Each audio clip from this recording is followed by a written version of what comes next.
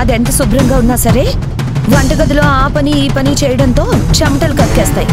Care తీసుకోకపోతే చర్మ వ్యాధులు కాకపోతే ఇంకేమొస్తాయి? కాంచన, జరిగిందేదో జరిగిపోయింది. మావయ్య గారి సంతోషం కోసమైనా నీలవేణి తిరిగి కోలుకోవాలని అమ్మవారిని మనసులో కోరుకున్నాం.